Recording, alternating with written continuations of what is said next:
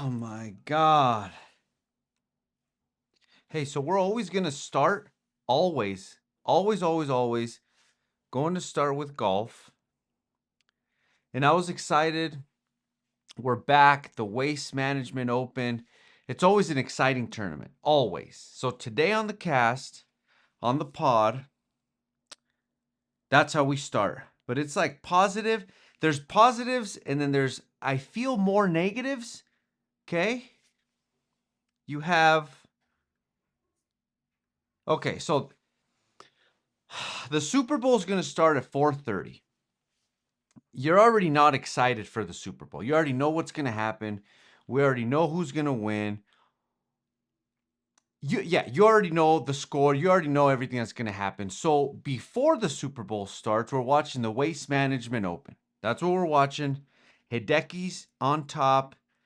Big fan of Hideki Matsuyama. Absolutely love him. If you haven't heard of him, go back to your corner, do your research, Google that one video when he won the Masters and what his caddy did approaching the flag. He did a little bow, just respect, love for the game, for the Masters especially.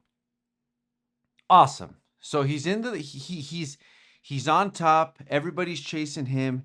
He's killing it. He's doing fantastic things. The Super Bowl starts at 4:30. He's pushing the 16th, 17th hole. He pars the 17, and then the 18th hole was just shambles, right? Lots of talking on the back swings. He steps off the driver. Somebody talked. I don't know if it was too much. I don't know if it was just movement. Whatever it is, that's the game of golf. Quiet sport, respectable sport. He hits his drive. He hits it on one of those pew bunkers that you see like at the Open. They're like a little patch of grass. Looks like a piano. Just grass, sand. Hits it in there. Anxiety's through the roof. I can only imagine what he's feeling. I can only imagine how Hideki feels. Bad. And I tell myself he's going to hit the lip. He's going to hit the lip. I know he's going to hit the lip. The ball's just going to hit right here. It's not going to be flush. It's going to hit the lip of the grass. And he chokes. He's up by one. Chris Gotterup is already in the house at 64 under. He's nervous. He knows that. He knows what Hideki can do. You go from there. Hits the ball, hits the lip. Now he has to hit 3. And he goes, now he has to putt for par, right? He has to putt for par. Long putt. He's super nervous, I imagine. And I don't know if it was some like a shadow or something that kind of flew above. They said it was a shadow. Some people said it was a sound. I heard a sound, and he backs off the putt. You know he's going to miss it. He's cooked. It's going to be a bogey, and it's going to push it right over to the first playoff hole against Chris Gotterup. And that is exactly what happened. Lets off the putt, jacks it all up, goes in. He's going to the first playoff hole. Now it's exciting. Now it's like, oh my God, who doesn't love a playoff hole? I want Hideki to win, especially there's a fact out there, and I didn't know this either, but the last time that Hideki won the Waste Management Open, the Patriots won the Super Bowl. So I'm rooting for the Patriots. I'm like, they're the underdog. Let's have an entertaining game as a football fan. So already going in, I want Hideki. I don't want the playoffs, but it's exciting. Chris Gotterup goes in, smashes one down the fairway, right in the middle, pipeline of a drive. Perfect. Hideki's driver's been off all day long. Why would you grab it? I don't even know if it was his driver or his 3-wood that he grabbed off. Regardless, his drives have been bad. He hits it, and it like almost goes past the water, but it hits like this little out of bounds, or it wasn't out of bounds actually. Goes in, bounces in the water. He's nervous. They're talking about how he might have to go back to the tee and then regroup from there and tee off again. But he doesn't. He's gonna hit it right there. And so he goes and he hits it from there, goes onto the green. Now Chris Gotterup has to just make for birdie to win, and then Hideki needs to par to obviously extend. Chris Gotterup goes in, makes birdie, and he beats Hideki on the first playoff hole. Extremely sad because in this podcast we are big, big, big fans of Hideki Matsuyama. Huge, absolutely love my guy, and he loses. There's lots of talks on talking on the backswing, screaming, especially at the Waste Management Open. The screaming, you want to control it at, like other tournaments, but it's hard for the Waste Management Open in Phoenix. Everybody's drunk, everybody's passed out, everybody's just there to. I mean, if there's one golf tournament that people want to be at just to say you went to it just for fun, it's that one, right? It's that one.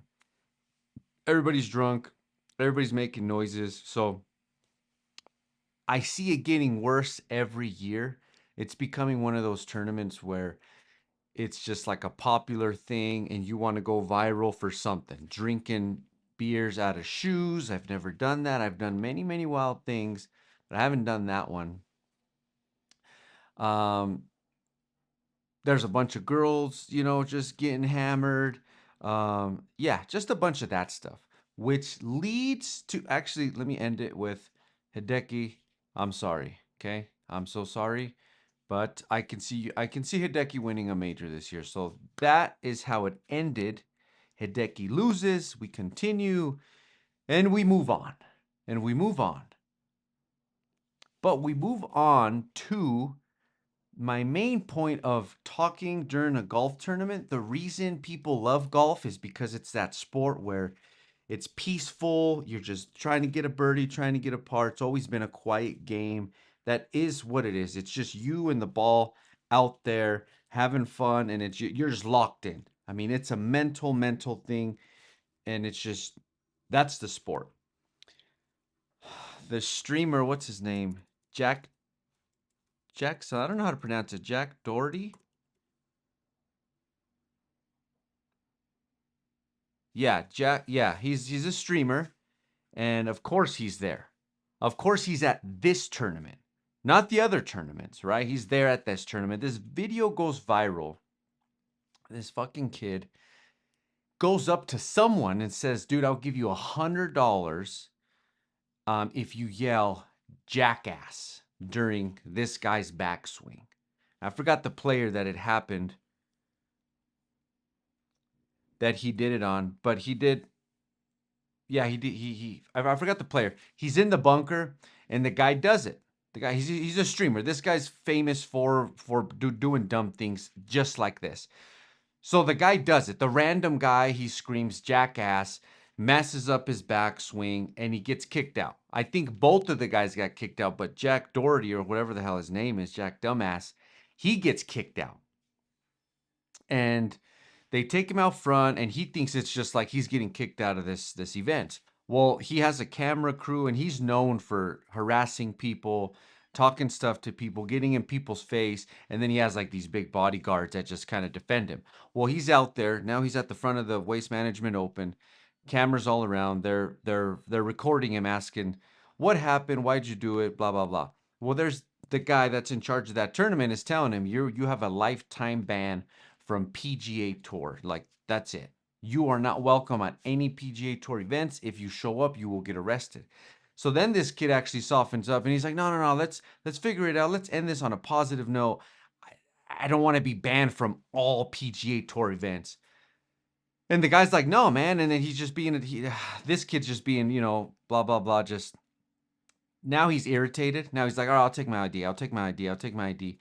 Gets the ID. He leaves. I think he goes back to his Airbnb or mansion, wherever the hell he was in Phoenix. And then he posts a video, like a little selfie video, and he's explaining how everybody that's talking stuff about him now He's calling all of them soft, and this generation is soft, including me. He doesn't know who I am, but apparently I'm soft, and that's fine because get the hell out. Get out. Get out. Golf tournament is supposed to be what it is, right? For golf fans, and you just don't talk on the backswing. That's just the rule. He posts a video and he calls everybody soft and he says that this generation is trash and that he shouldn't be banned, and he's just talking stuff. But that's pretty much it, man. We're getting to a point where everybody wants to go viral, everybody wants to be a streamer, everybody wants to just go do funny stupid pranks on people, and I've never been a fan of that. That's corny to me. That's corny to me, especially on celebrities, random people. He's rich. The kid's rich. It works. So when it works and he has millions of followers, well, he's probably going to continue it. So I hope that he really does get banned from the PGA Tour forever. Forever. Is it going to happen? Probably not. I mean, they're letting Patrick Reed come back from Live Golf, so I doubt that's going to happen. I don't think they have any rules, but hopefully it does. I hope it does. I wouldn't think that I'd be talking about Jack Doherty and the PGA Tour at the same time, but it's a weekend, Super Bowl weekend. Bud Light. It's not Bud Light. Spindrift.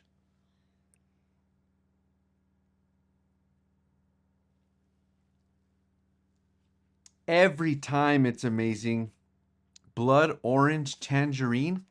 This is the flavor my wife gets over and over and over, and it's the drink that I can drink over and over and over and not get sick of it. That's it. Short and simple. I told you to stop buying bubbly or boobly, whatever the hell you keep buying.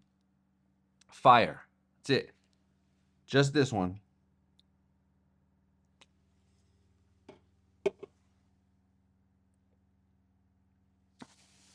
The Super Bowl was easily one of the worst games I watched.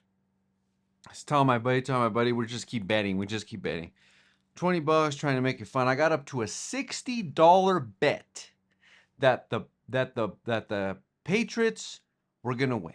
They're gonna do some crazy toss, something bananas, deep pass, something exciting, something really, really exciting, in hopes that it would make it fun for a fan, and it didn't happen. That's it. That's all we can talk about. What's his name for the Seahawks had a crazy run. He got MVP.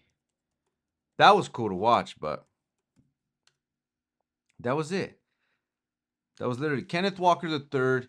He has an explosive game, which was expected. I put a really bad bet up that it was him to do some crazy yards. I think he hit Stephon Diggs for 2+ touchdowns. Trash.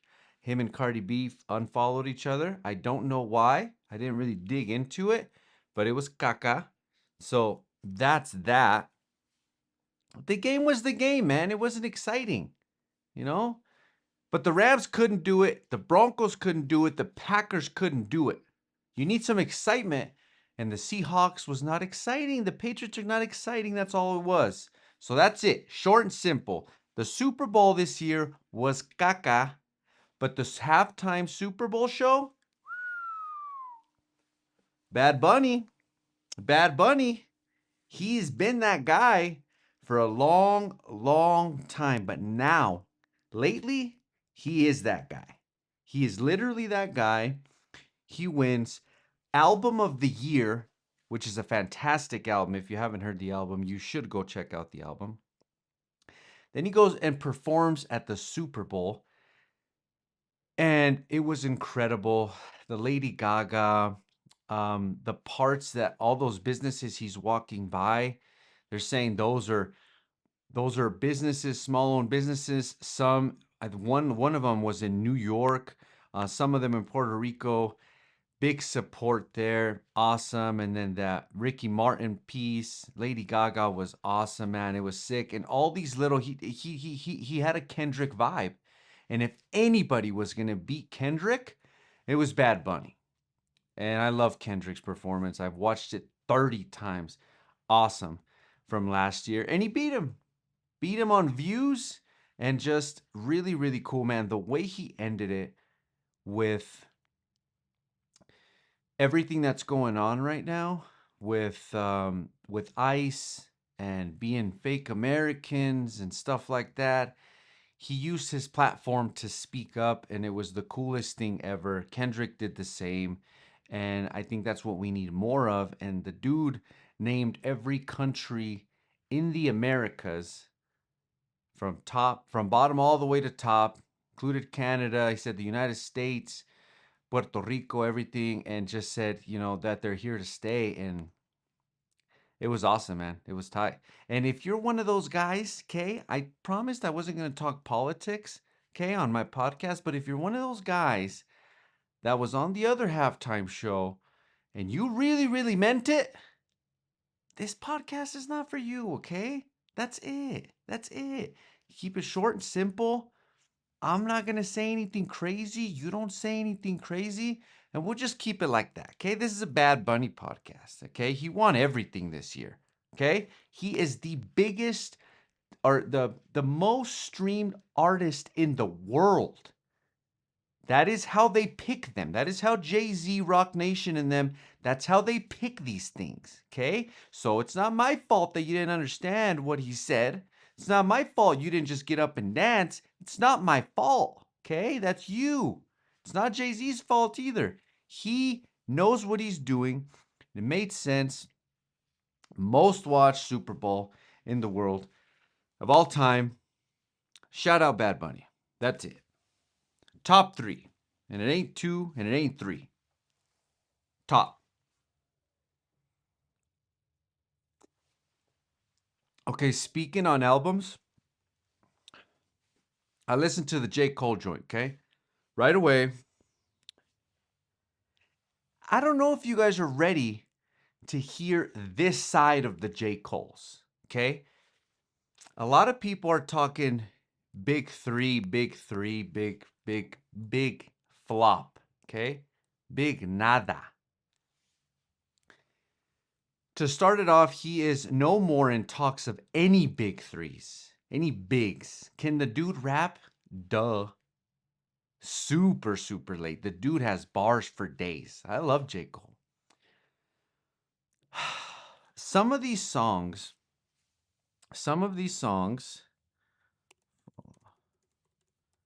would have done some damage in the beef between Drake and Kendrick.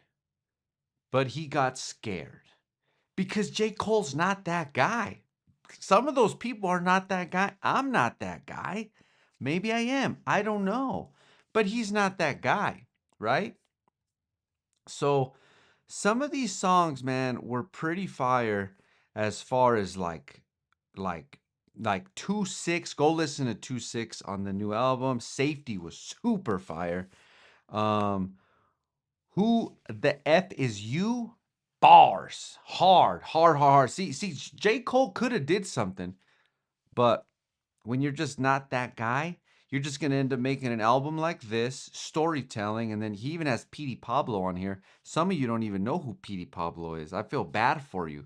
Go back to your corner, Google Petey Pablo, but listen to it top to bottom. Incredible album. He's a good storyteller, right?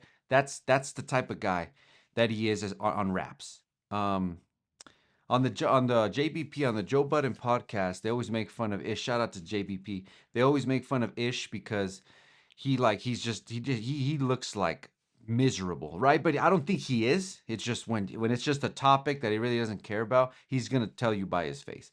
And he pretty much said, he said, it's cool. That's it. It's cool, and then that's it. I'm not gonna be bumping this in my car, he said. And you guys are not ready for that conversation because you just keep talking about rap. And that's fine. That's fine. Keep talking about rap, but he's like Corday. You don't know who Corday is? Go over there. Again, do your research. He's like Corday, right? The dude can spit. He can make really incredible music. His feature list is fire. When he's on another song, I don't know. He just makes it sound that much tighter, like that. What is it? It's one of my favorite songs, and I forgot the name of it. J. Cole, Benny the Butcher. Um,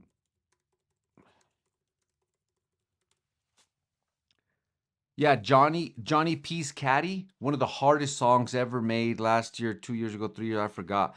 But J. Cole's verse is probably verse of the decade. Fire.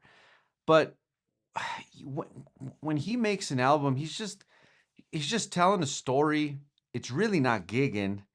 That dude can just rap, right? Just like Corday, the dude can rap. I'm not saying that Corday's better than no, J. Cole's way better than Corday, but he gives you that vibe, right? He can make that song that's really, excuse me, it's really cool. Bars, a good little storytelling, but he's just Jermaine Cole. And that's why Jermaine Cole backed out of that battle. So that's my review. I enjoyed it.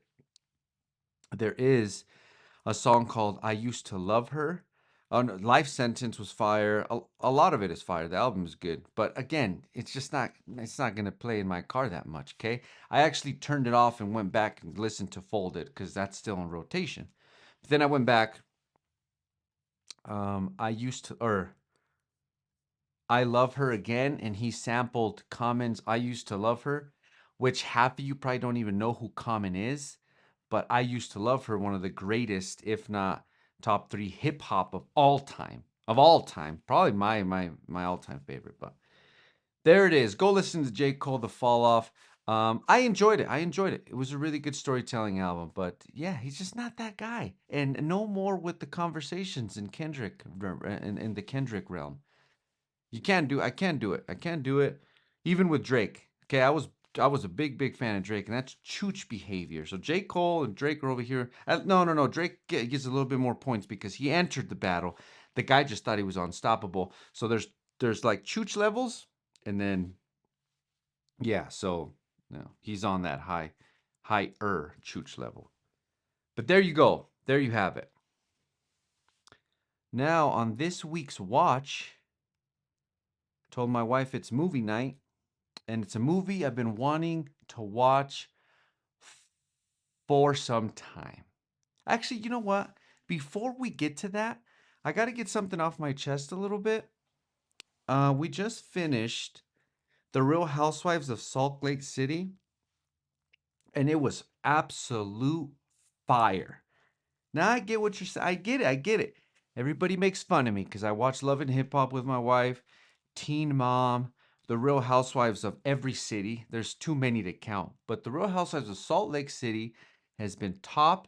It's hilarious.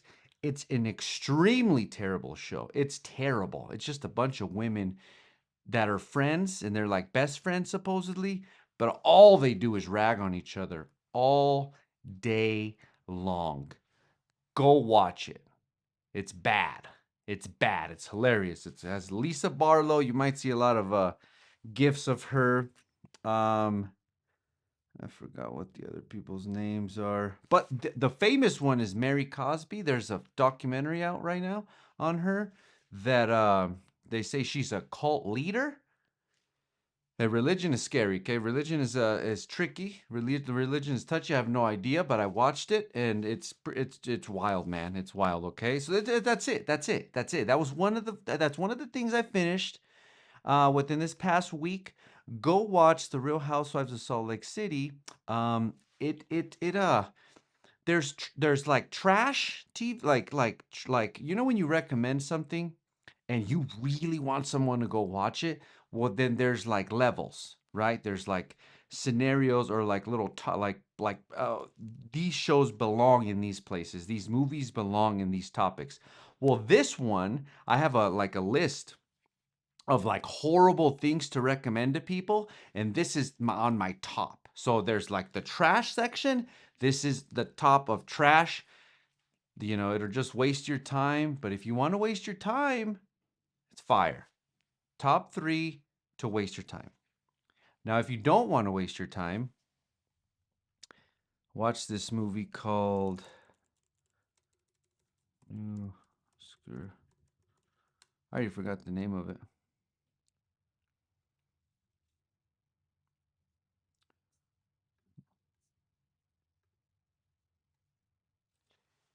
Sentimental Value. Told my wife it's movie night, locked in.